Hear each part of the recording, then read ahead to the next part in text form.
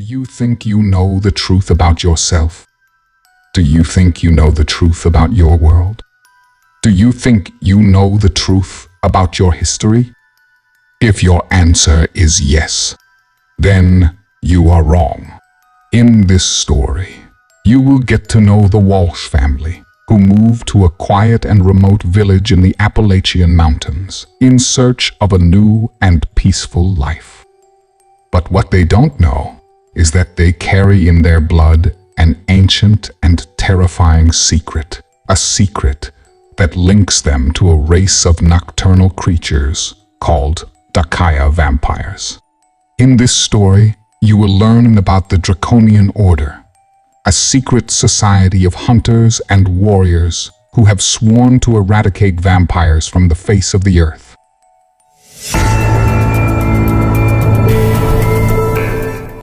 Scary story.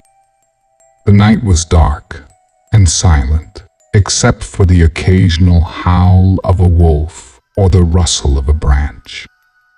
Keegan Walsh drove his old pickup truck along the winding road that led to Hollow's End, a small village nestled in the remote Appalachian region.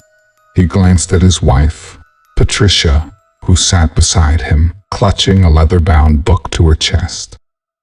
She looked pale and nervous, as if she sensed something was wrong. They had moved to Hollow's End a few months ago, hoping to start a new life away from the troubles of the city. Keegan had inherited a large estate from his uncle, who had died under mysterious circumstances.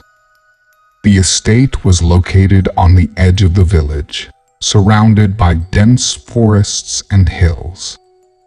It was a beautiful place, but also a lonely one.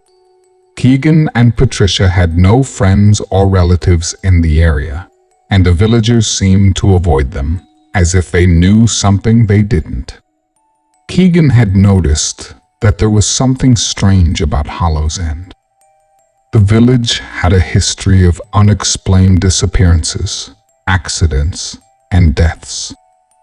The locals whispered about curses, ghosts, and demons that haunted the woods. Keegan didn't believe in such things, but he couldn't deny that there was a sense of dread in the air, especially as the autumn season approached.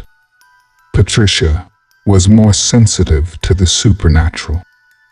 She had a gift or a curse, depending on how you looked at it. She could see and communicate with spirits, both benevolent and malevolent. She had inherited this ability from her mother, who had been burned at the stake as a witch in the 17th century. Patricia had learned to hide her power, as it had brought her nothing but trouble and pain. But she couldn't ignore the voices that whispered to her from the shadows, warning her of a looming danger. The book that she held was a family heirloom, passed down from generation to generation.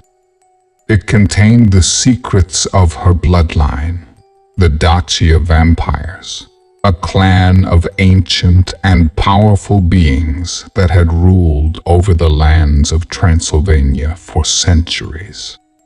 The book also contained the history of their enemies, the Order of the Dragon, a secret society of hunters and warriors that had sworn to eradicate the vampires from the face of the earth. The book was a treasure, but also a burden. It held the key to their survival, but also their doom. As they neared the village, they saw a sign that read, "Welcome to Hollow's End." Established in 1786, population 666. Keegan felt a chill run down his spine. He had seen that sign before, but he had never noticed the number. He wondered if it was a coincidence or a sign of something sinister.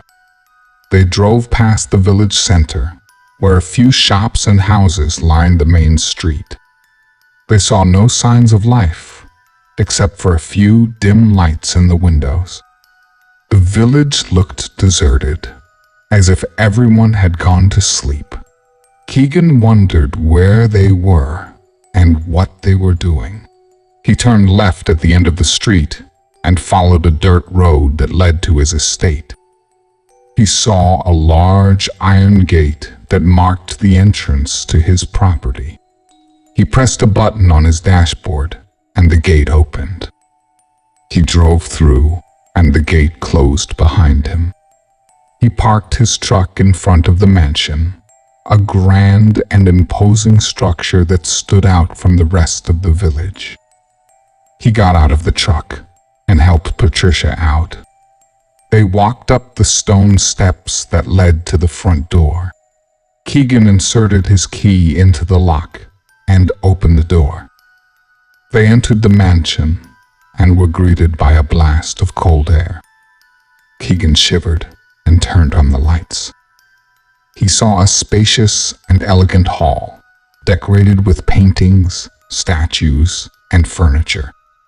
He had hired a team of cleaners and renovators to restore the mansion to its former glory, but he still felt like a stranger in his own home. He led Patricia to the living room, where a fireplace was ready to be lit. He grabbed a match and ignited the fire.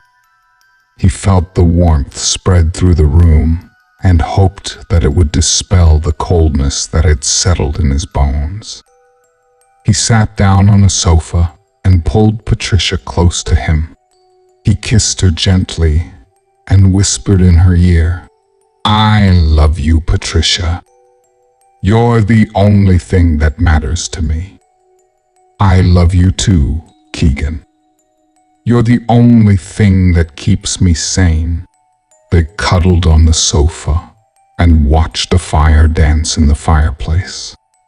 They felt a moment of peace and happiness, unaware of the horrors that awaited them. Meanwhile, in another part of the village, Ronald Hollis and Brooke Chapman were having a drink at the Cavern nightclub, a popular hangout for the young and restless. The Cavern was a dark and noisy place, filled with flashing lights, loud music, and dancing bodies. It was also a hunting ground for Ronald and Brooke, who were not what they seemed. Ronald and Brooke were also Dacia Vampires, but they belonged to a different branch of the family.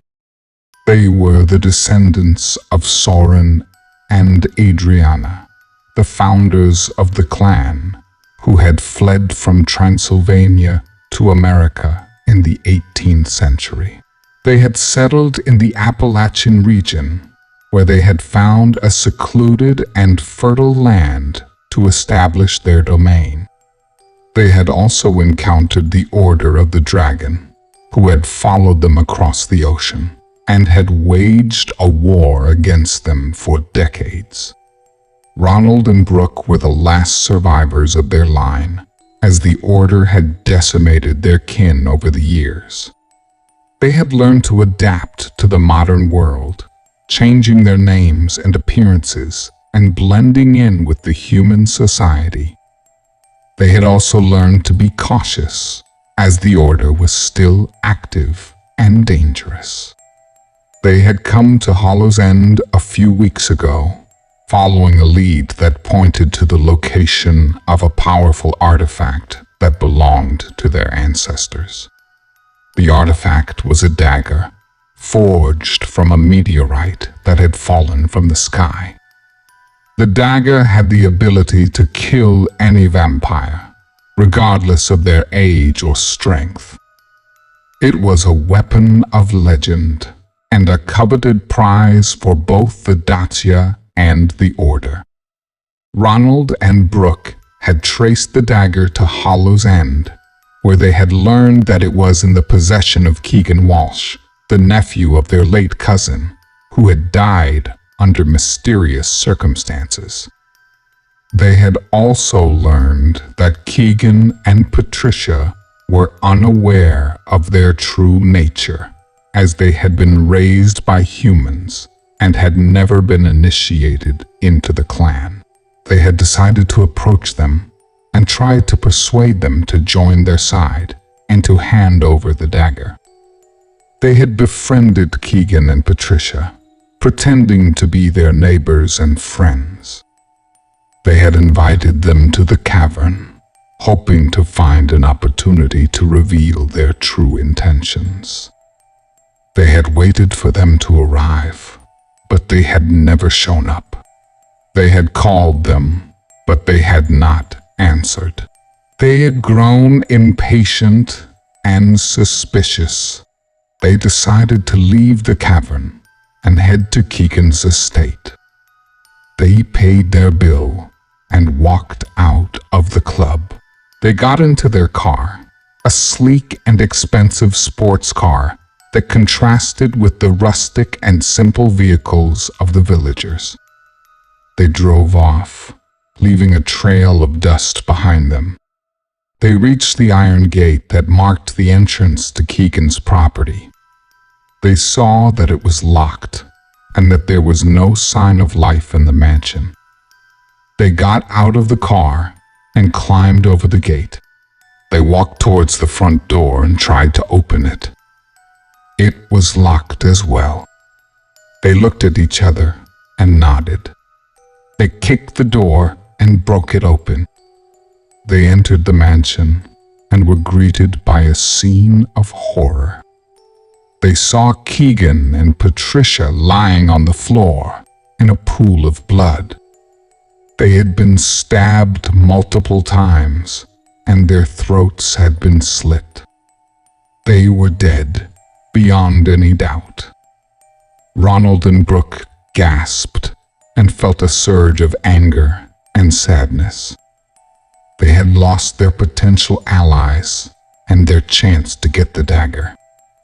They wondered who had done this and why.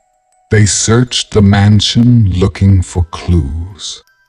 They found nothing except for a leather-bound book that Patricia had dropped on the sofa.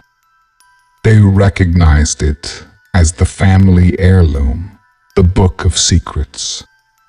They opened it and saw a note that had been inserted between the pages.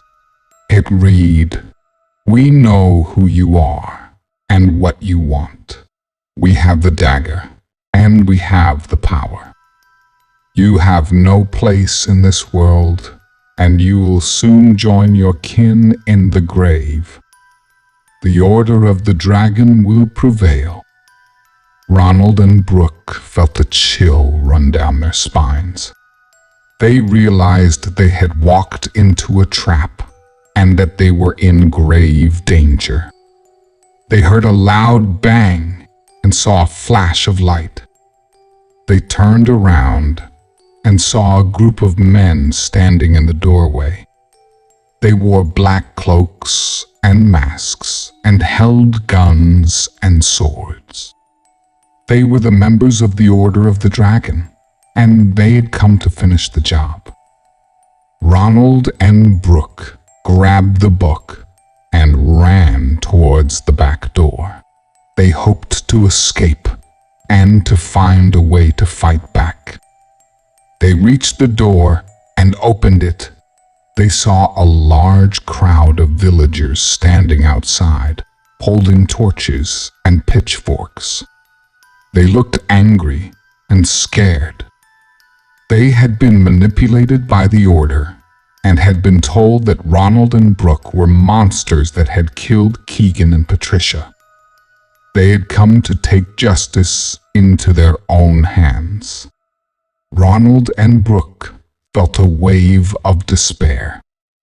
They realized that they had no way out and that they were surrounded by enemies. They looked at each other and felt a surge of love and courage. They decided to face their fate and to die together. They held hands and charged towards the crowd. They fought with their fangs and claws and took down as many as they could, but they were outnumbered and overpowered. They felt the bullets and blades pierce their flesh, and the fire consume their skin. They screamed and fell to the ground. They died, holding each other. The night was dark and silent, except for the occasional howl of a wolf or the rustle of a branch. The village of Hollow's End was stained with blood and shrouded in darkness. The shadows of the forgotten had claimed their victims and had sealed their fate. Thank you for joining us for this spine-tingling story. We hope you found it both thrilling and thought-provoking. If you enjoyed this video, please consider participating in our channel by subscribing, liking, and sharing it with your friends. Your support goes a long way in helping us create more engaging content for you. Goodbye, and may you always tread carefully in the world of the unknown.